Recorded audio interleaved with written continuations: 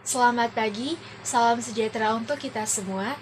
Pertama-tama kami mengucapkan terima kasih kepada Ibu Mia Syafrina atas waktu dan kesempatan yang diberikan kepada kelompok kami untuk dapat mempresentasikan hasil diskusi materi kami, yang terdiri dari tabel distribusi frekuensi, diagram batang, diagram garis, diagram lingkaran, histogram, diagram pencar, dan diagram kotak garis.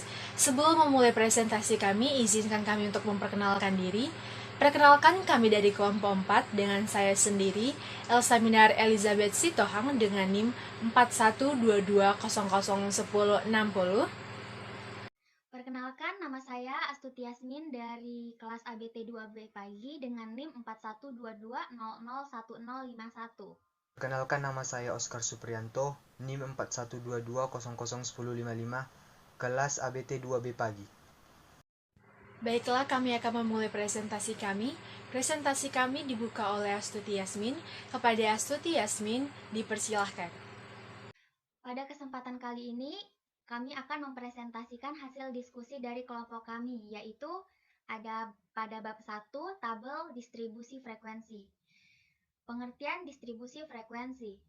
Beberapa pengertian yang berkaitan dengan distribusi frekuensi diantaranya pengertian variabel, pengertian frekuensi, dan pengertian distribusi frekuensi. Nah, yang pertama itu ada pengertian variabel. Kata variabel berasal dari bahasa Inggris yaitu variable yang berarti ubahan, faktor tidak tetap, atau gejala yang dapat berubah-ubah. Misalnya, nilai-nilai mata kuliah sejumlah mahasiswa dapat kita sebut variabel. Variabel pada dasarnya bersifat kuantitatif, namun dilambangkan dengan angka. Misalnya, nilai metode statistik dasar adalah gejala kuantitatif, namun dilambangkan dengan angka yaitu 70, 85, 90, 56, dan sebagainya. Kemudian ada pengertian frekuensi. Kata frekuensi berasal dari bahasa Inggris yaitu frequency yang berarti kekerapan dan keseringan. Dalam statistik, frekuensi mengandung arti beberapa kali munculnya variabel yang dinyatakan dengan angka dalam deretan angka tersebut.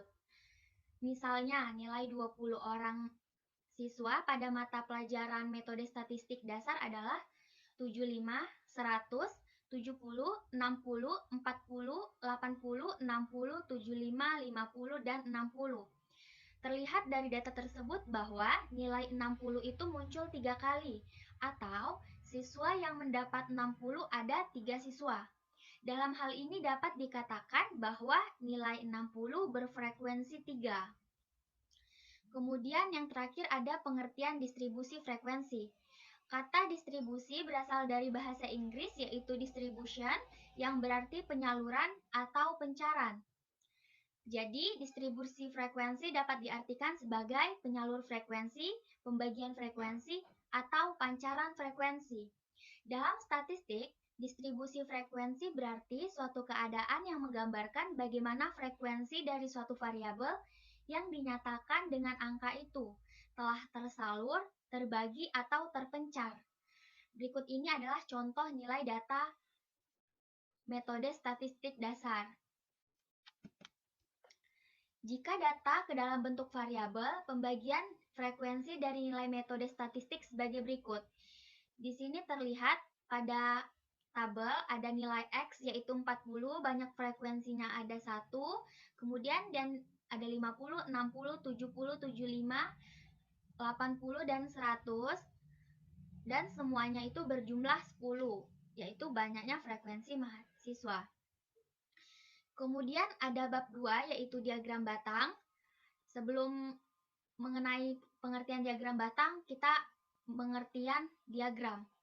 Pengertian diagram dapat didefinisikan sebagai suatu visualisasi dan teknik penyajian baik berupa data, petunjuk, maupun informasi tertentu. Data, petunjuk, dan informasi yang disajikan dalam bentuk diagram dapat dengan mudah dipahami oleh orang lain.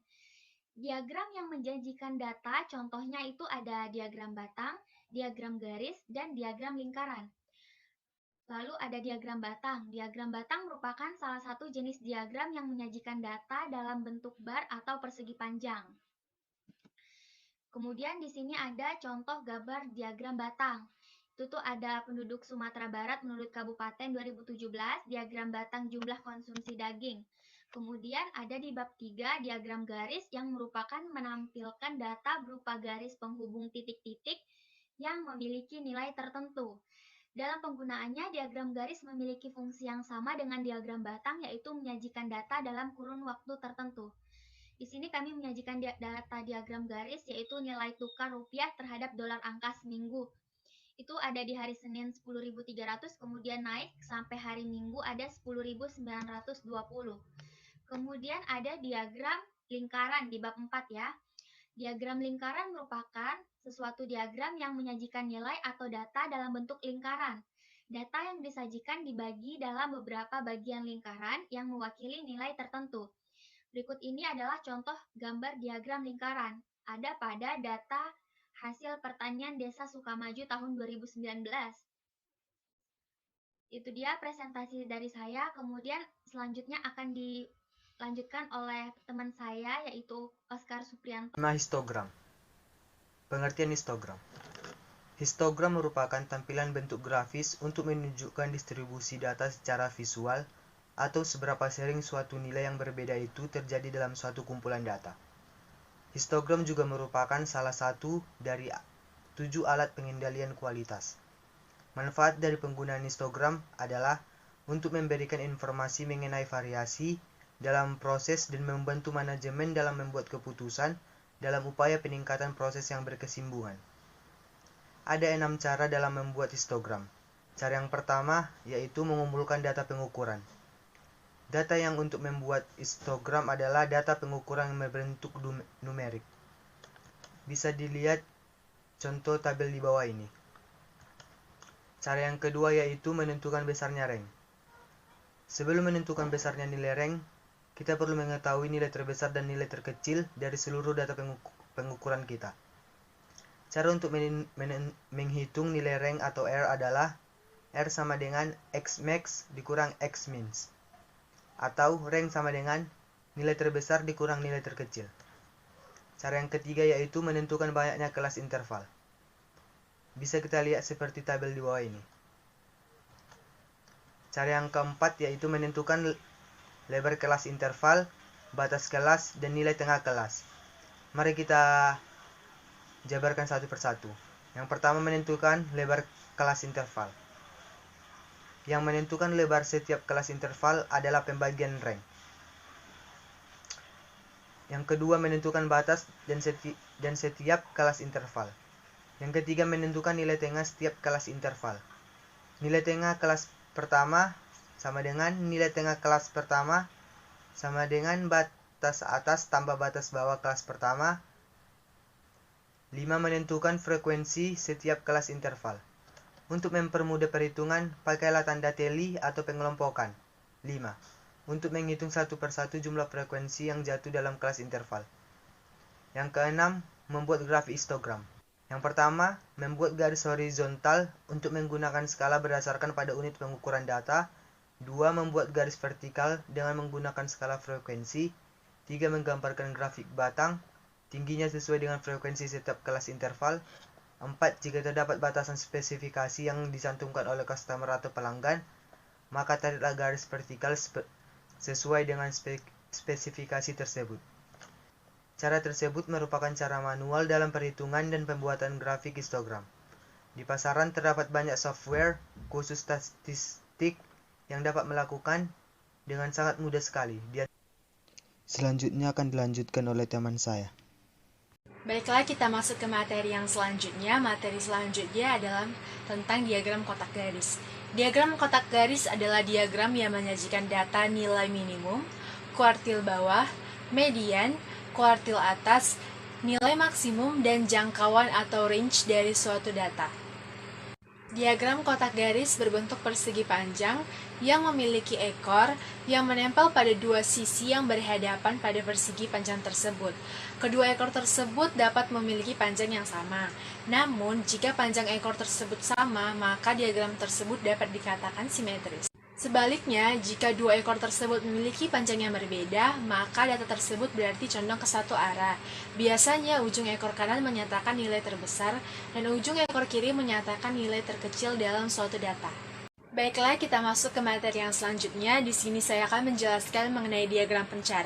Diagram pencar adalah salah satu alat dari QC7 Tools atau 7 alat pengendalian kualitas yang berfungsi untuk melakukan pengujian terhadap seberapa kuatnya hubungan antara dua variabel dan menentukan jenis hubungan antara dua variabel tersebut.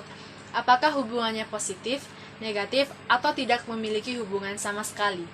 Bentuk dari diagram pencar adalah gambaran grafis yang terdiri dari sekumpulan titik-titik atau poin dari nilai sepasang variabel, yaitu variabel X dan variabel Y.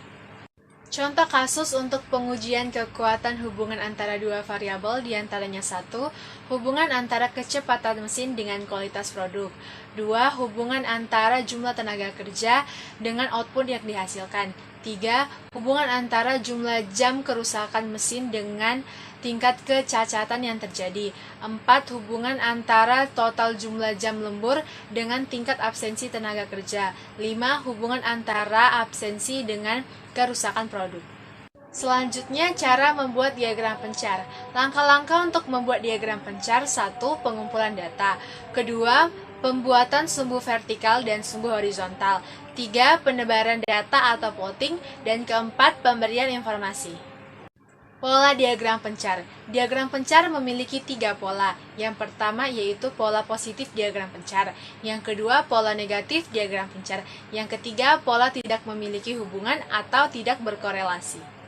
Itulah hasil presentasi dari kelompok kami. Semoga materi yang kami sampaikan boleh dapat dimengerti. Lebih dan kurangnya kami mohon maaf. Terima kasih atas perhatiannya dan selamat pagi.